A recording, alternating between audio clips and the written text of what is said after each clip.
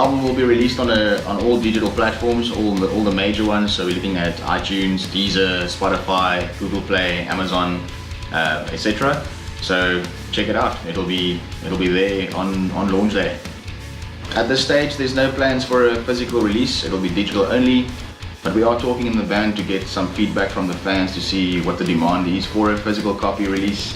And then we'll check those numbers out and see whether it's worthwhile getting it printed.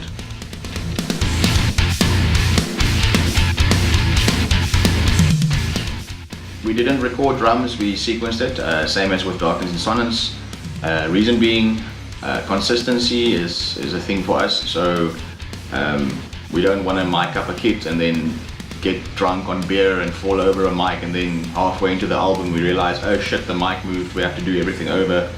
So yeah, digital for us. We are a digital band. We use digital backline, line 6, and the software we use this time around is the same as on Darkness and Sonnets.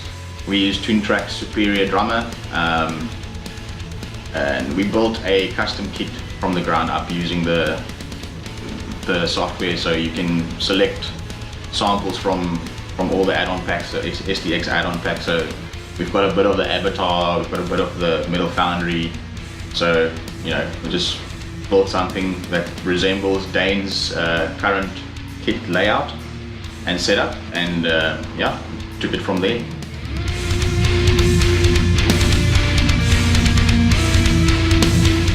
Not too inadequate. We're a different kind of music altogether, but to answer that sarcastic question, this is the best that I could do in 20 minutes.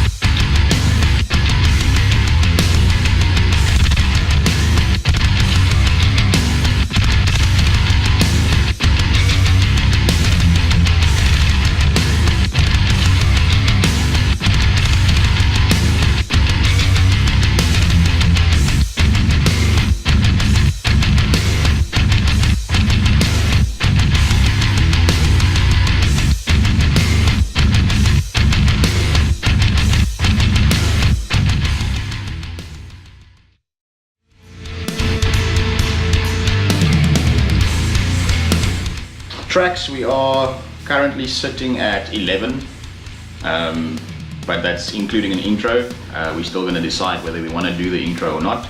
So it'll be, without the intro, it'll be 10 tracks on the new record. At this time, we don't want to release the track listing just yet, so just hang in there. We will drop it closer to the release.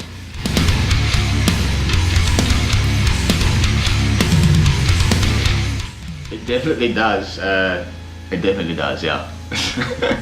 We were thinking about maybe shipping everyone who buys it a Megalodon underwear that's got more space for balls.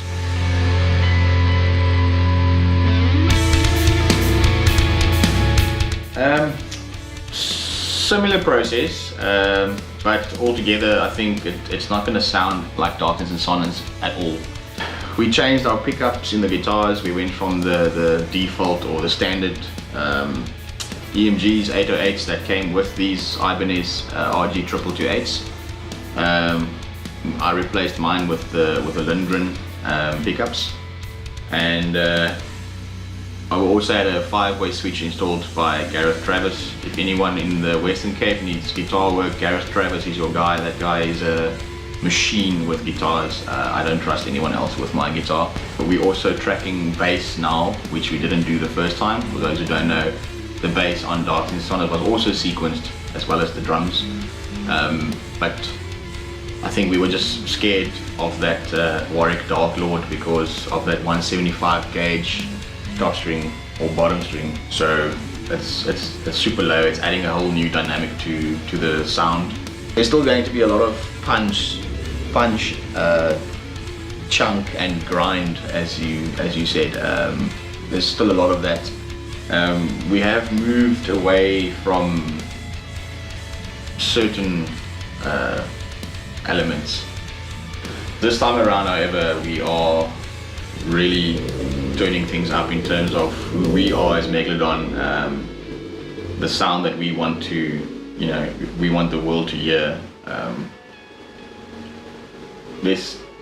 For example, there's a lot of technical stuff on Darkness and Dissonance. On this album, it's balanced. It's balanced out. So there's parts that's not technical at all. There's parts that are super technical. There's parts that are not heavy. There's parts that are super heavy. We just wanted to kind of broaden the horizon and also make our music more accessible to people who might not necessarily like super technical stuff. But we didn't nerf it completely. Like, there's enough of it in there still for the old fans to still dig what we are doing, as well as maybe gain some new ones for the more like straightforward 4/4 headbangy stuff. World tour plans are always in the pipeline, but budget and those kind of things, it's always a restriction with that. But definitely, should everything work out and we have the ways of going ahead and doing this thing, we would go literally everywhere where we've always dreamt of going. So Australia is on there, New Zealand, the entire Europe, Asia, Russia, the UK, Brazil, America, and Canada.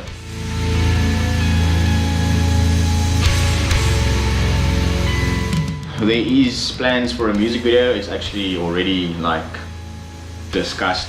We already met with Leon Visser, who will be the guy who's gonna do this thing for us. We're shooting in April, and then we're looking at about a month to a month and a half after that to have the music video out.